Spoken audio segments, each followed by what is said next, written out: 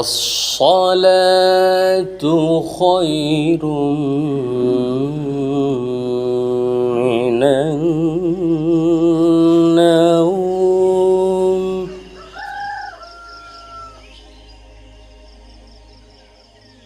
এক আলোর স্বপ্ন নিয়ে প্রতিদিন ভোর হয়, সূর্য ওঠে। সেই সূর্যের আলোয় মুন্সিগঞ্জ জেলার সিরাজদি খানের গোপালপুর হজরতপুর গ্রামে 1962 সালের 27 ফেব্রুয়ারি মুসলিম মিয়া ও করিমুন্নেসার ঘর আলোকিত করে জন্মগ্রহণ করেন এক সূর্য সন্তান। নাম তার শেখ মোহাম্মদ আবদুল্লাহ। নিজের মেধা, শ্রম ও সততায় নিজেকে দাঁড় করিয়েছেন এক অনন্য উচ্চতায়। তিনি আজ এক বিরাট মহিরূহ।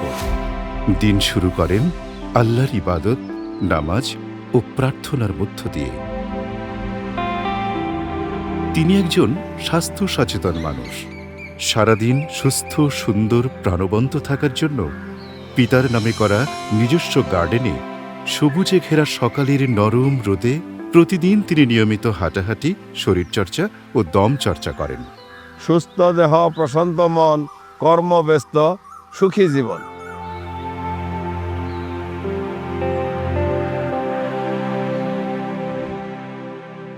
প্রতিদিন সকালে তিনি নতুন উদ্যমে বেরিয়ে পড়েন নিজ প্রতিষ্ঠানের উদ্দেশ্যে।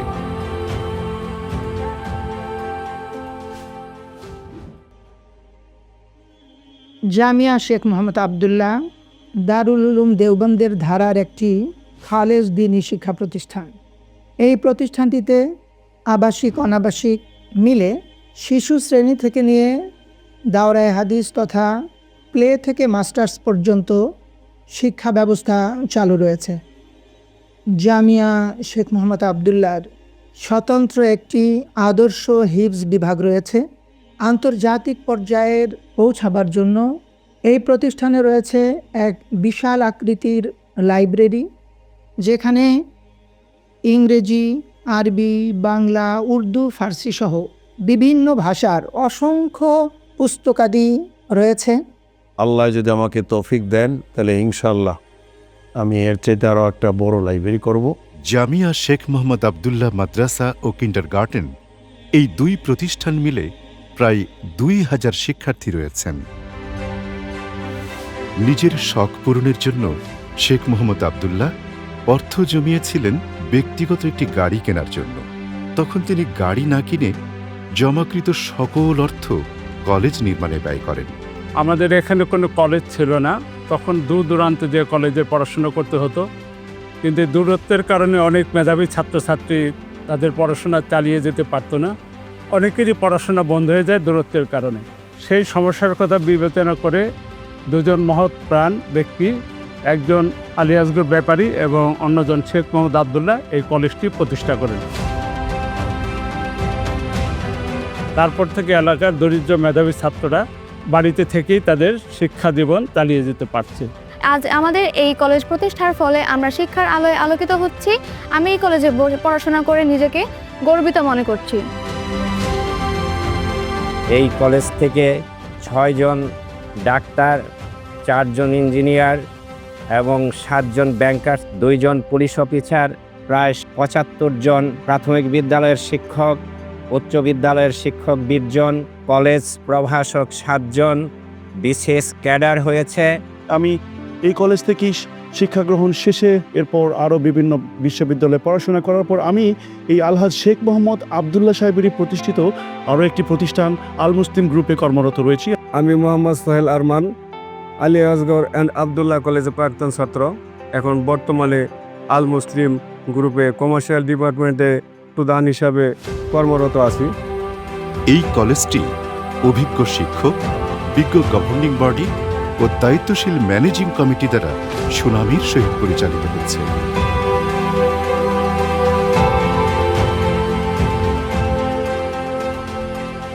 শেখ মোহাম্মদ আবদুল্লাহ ব্যক্তিগত অর্থায়নে নির্মাণ করেছেন পাকা ঘাটলা, পাকা রাস্তা এবং এলাকায় 3টি বড় বড় ব্রিজ নির্মাণে তার অবদান ছিল অনস্বীকার্য। এলাকায় যোগাযোগ ব্যবস্থায় এনেছেন আমূল পরিবর্তন। তিনি আসেন তার নিজ হাতে গড়া আল মুসলিম গ্রুপের কর্মব্যস্ত এক বিরাট পরিবারে। এখানে সবাই ভীষণ আন্তরিক। আল মুসলিম গ্রুপ শুধু একটি শিল্প প্রতিষ্ঠানই নয়, এটি একটি বিশাল কর্মশীল পরিবার। তৈরি পোশাক শিল্পে আন্তর্জাতিক বাজারে এই প্রতিষ্ঠানটির রয়েছে ব্যাপক সুনাম।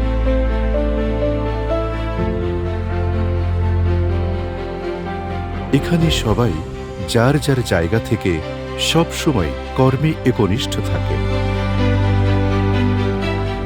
আমি আখিলা আল মুসলিম গ্রুপে একজন কোয়ালিটি ইন্সপেক্টর হিসেবে কর্মরত আছি। এখানে 100টা বাচ্চা সুন্দরভাবে পরিচর্যা করা হয়, যেখানে আমার বাচ্চাটিও আছে। এখানে রাখার ফলে আমার বাচ্চা মানসিক ও শারীরিকভাবে বিকশিত হচ্ছে। আগে আমি বাচ্চাটিকে বাসায় রেখে আসতাম, যার ফলে কাজে মনোনিবেশ করতে পারতাম না। এখন আমি নিশ্চিন্তে কাজ করতে পারি। আমি ডাক্তার জান্নাতুল ফিরদৌস আল মুসলিম গ্রুপে সেন্ট্রাল মেডিকেলে ডাক্তার হিসেবে কর্মরত আছি। আমাদের এখানে কর্মরত যারা আছেন, কোনো কর্মীর প্রাথমিক চিকিৎসায় যেন কোনো বিঘ্ন না ঘটে, এটাই হচ্ছে আমাদের এখানকার স্বাস্থ্যসেবার মূল উদ্দেশ্য।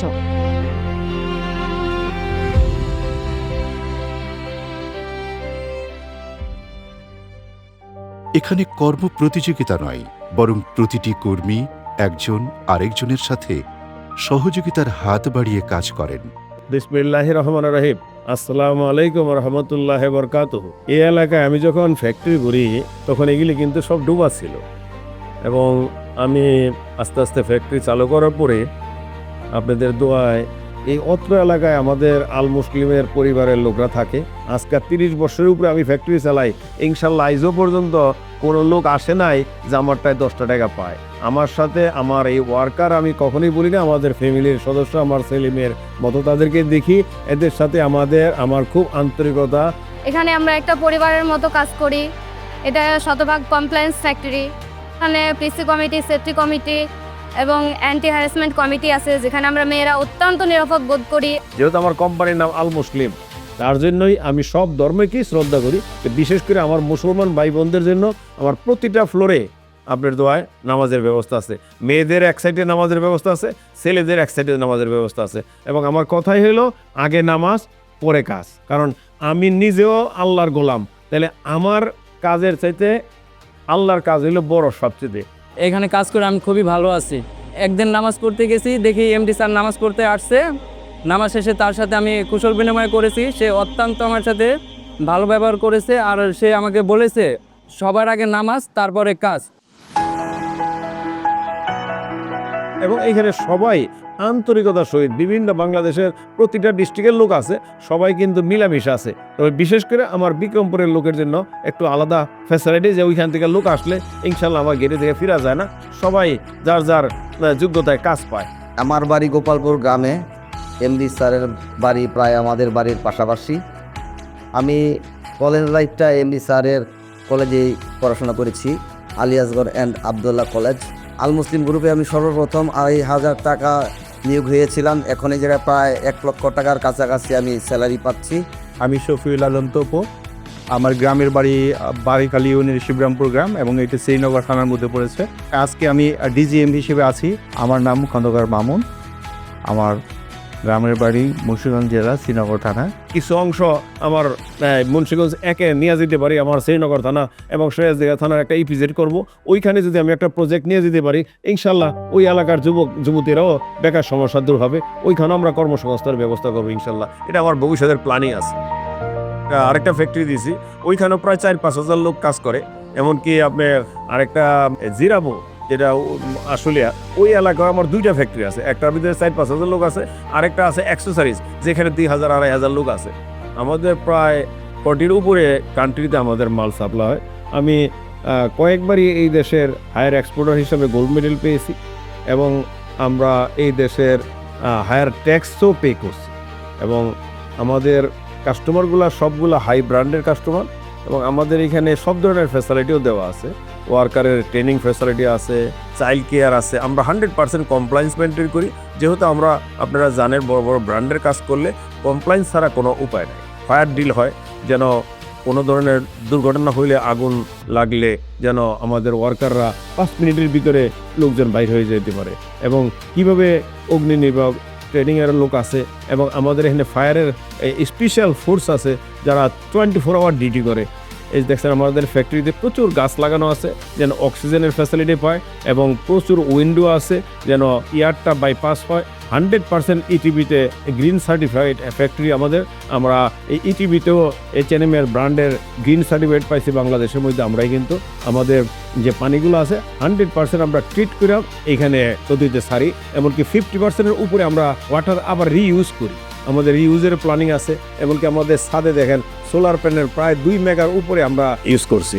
সর্বপ্রকার যত ধরনের সেফটির ব্যাপার আছে সেগুলো আমরা চেষ্টা করি, এমনকি আমরা হাই টেকনোলজির মেশিন ইউজ করি। যেখানে আগে লাগতো 20 কিলো মেগা বিদ্যুৎ, সেইখানে এখন লাগে 2 মেগা। এখানে অনেক নতুন নতুন বাসনের আমাদের মেশিন আছে। আমরা ওয়াশিং মেশিনে লিকার ইস্যু কমায়া, ওয়াটার কমায়া সেখানে কাজ করি। আমাদের লেজার মেশিন আছে যেখানে মানুষের পরিবর্তে মেশিনে কাজ করি।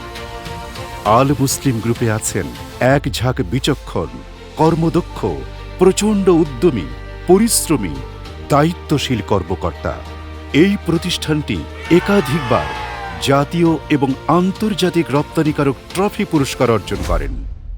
প্রতিষ্ঠানটির সবাই নৈতিক দায়িত্ববোধের মধ্য দিয়ে প্রতিদিন কর্মদিবস শেষ করেন।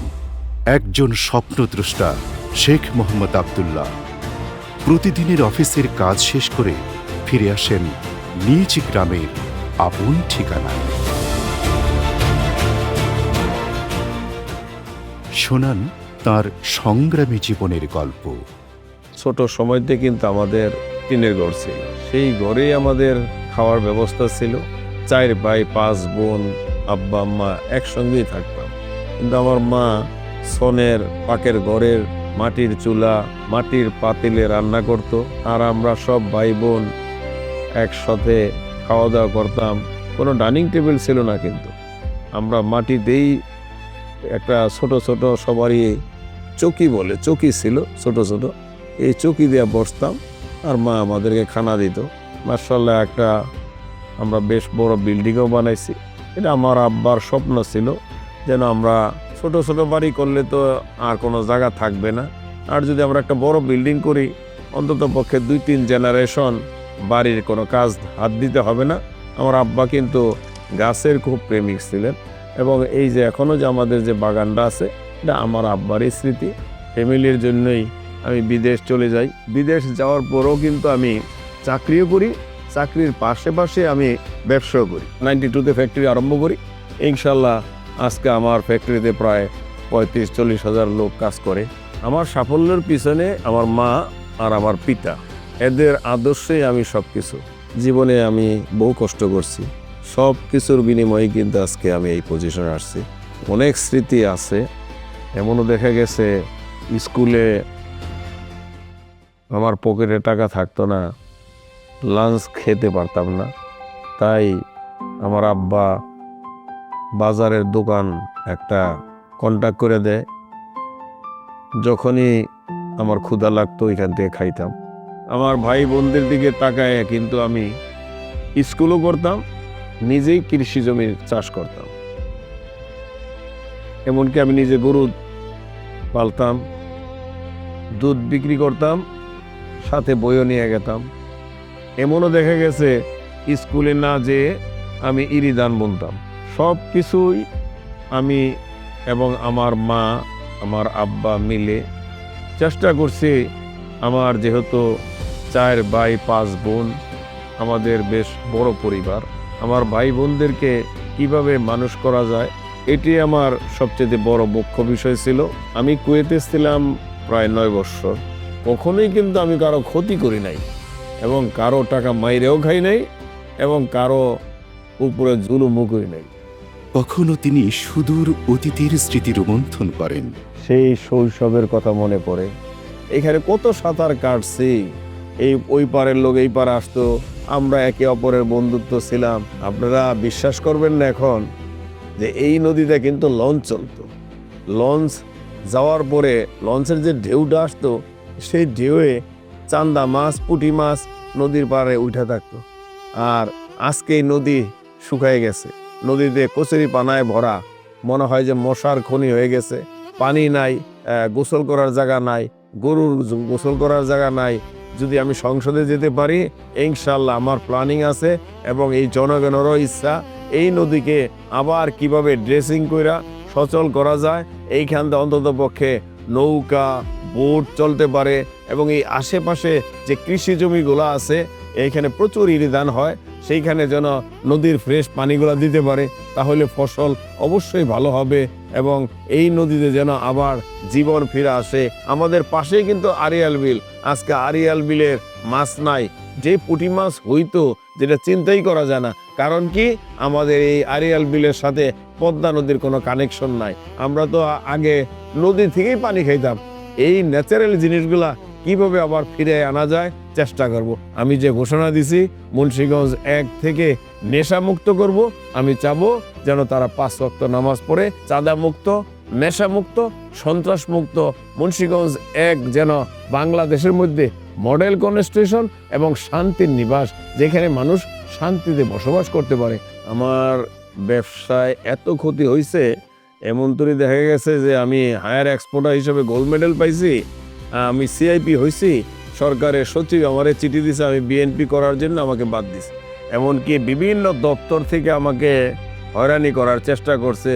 এই নিমতলায় প্রায় আমার 400 বিঘা জায়গা আমি বিএনপি করার জন্য দখল করে নিয়ে গেছে আওয়ামী লীগের লোকরা। কোথাও কোনো বিচার পাইতাম না, কেস দিলেই বলতো যে বিএনপি করেন, কোনো বিচার হবে না। নির্বাচনের বিজয়ের বিষয়ে বলবো, সব কিছুর মালিক হলো আল্লাহ, তারপরে হলো জনগণ। জনগণ যদি আমাকে সাপোর্ট করে ভোট দেয় অবশ্যই আমি বিজয় হব। আমি নির্বাচনে যদি হেরেও যাই কিন্তু জনগণকে তো ছেড়ে যাব না, কারণ জনগণ তো আমার প্রিয়। বিগত দিনেও ছিলাম, ইনশাল্লাহ মৃত্যুর আগ পর্যন্ত জনগণের সাথেই মমতা দিব এবং জনগণের পাশেই থাকবো। আব্দুল্লাহ ভাই সম্বন্ধে বলতে গেলে অনেক কিছু। আমাদের নেতা তারেক রহমান সাহেব তাকে চয়েস করেছে, জনগণ ইতিমধ্যে বুঝতে পেরেছে তার মতো লোক, শেখ মোহাম্মদ আব্দুল্লাহ ভাইয়ের মতো লোক আমাদের এলাকায় দরকার। সিরাজদিঘি এবং শ্রীনগরের মানুষ ধানের শীষে শেখ মোহাম্মদ আবদুল্লাহকে বিপুল ভোটে জয়ী করার জন্য অপেক্ষা করছে। যখন আওয়ামী লীগের বিরুদ্ধে কোনো কথা বলার স্পেস ছিল না, আওয়ামী লীগের বিরুদ্ধে কেউ কোনো বক্তব্য দিতে সাহস পেতেন না, সেই সময় শেখ মোহাম্মদ আবদুল্লাহ ভাই আমাদেরকে নিয়ে শ্রীনগর এবং সিরাজদিঘি এমনকি মুন্সিগঞ্জ জেলায় এবং ঢাকার পল্টনের প্রত্যেকটা জনসভায় উনি উপস্থিত হতেন। ওনার নেতৃত্বে আমরা মিছিল মিটিং করতাম। শেখ মোহাম্মদ আবদুল্লাহ উনি কর্মীদেরকে মামলা থেকে জামিনকরণের জন্য সম্পূর্ণ ব্যবস্থা করেছেন এবং যারা আহত হয়েছেন তাদের চিকিৎসা ব্যবস্থা করেছেন। যুবকদেরকে নিয়ে ওনার একটা ভাবনা আছে যে এই সমাজ থেকে বেকারত্ব দূর করার জন্য উনি কর্মসংস্থানের মাধ্যমে যে এই বেকারত্ব দূর করবেন তার জন্য একটা ইপিজেড করা। সনাতনী ধর্মীদের পাশে সব সময় ছিলেন, আগামীতেও থাকবেন, এই কথা উনি ব্যক্ত করেছেন যে ওনার কাছে ধর্ম বর্ণ নির্বিশেষে উনি সবার পাশে আছেন। আমি শেখ মোহাম্মদ তানবীর আলম, আবদুল্লাহ ভাইয়ের আপন ছোট ভাই। আপনারা সকলেই শেখ মোহাম্মদ আবদুল্লাহ ভাইকে ধানের শীষে ভোট দিয়ে বিপুল ভোটে জয়যুক্ত করবেন।